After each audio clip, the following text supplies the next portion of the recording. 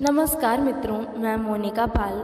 आज की इस वीडियो में हम वैतरणी नदी के बारे में जानेंगे। तो चलिए वीडियो को शुरू करते हैं।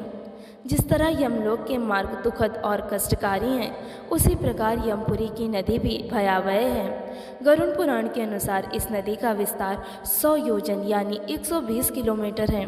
धरती की नदियों में जिस तरह जल प्रवाहित होता है, उसी प्रकार इस नदी में रक्त और मवाद बहता है।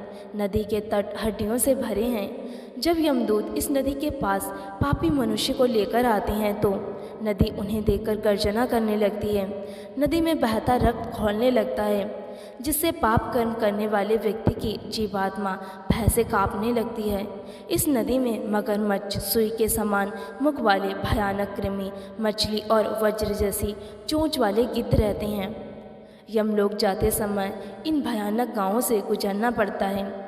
इस नदी को पार करने के लिए एकमात्र नाव है, जिसे एक प्रेत चलाता है।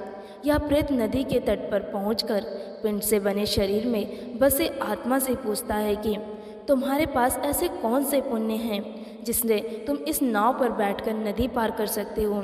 जिस व्यक्ति ने जीवन में गाय का दान किया है, उस व्यक्ति को प्रेत इस नाव पर बैठाकर नदी पार करवा देता है। शास्त्रों में दान को वितरण कहा गया है। दान रूपी पुण्य से इस भयानक नदी को नौका पर बैठकर पार किया जा सकता है। इसलिए इस नदी का नाम वैतरणी है। जिसके पास दान रूपी पुण्य नहीं होता है, उनके नाक में कांटा फंसाकर आकाश मार्ग से विचरण करने वाले यम के दूत नदी के ऊपर से खींचते हुए ले जाते हैं।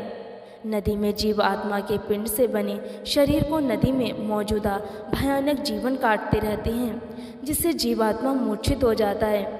इस तरह बड़े ही कष्ट से पापी मनुष्य इस नदी को पार करता है। इस नदी को पार करने के लिए ही शास्त्रों में गौदान के लिए कहा गया है।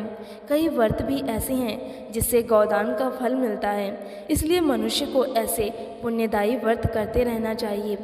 अगर जानकारी आप लोगों को अच्छी लगी है तो वीडियो को लाइक ज़रूर करें और इसे शेयर भी करें। और इसी तरह की वीडियोस और कहानियाँ देखने के लिए हमारे चैनल हिंदी कहानियों का बॉक्स को सब्सक्राइब ज़रूर करें।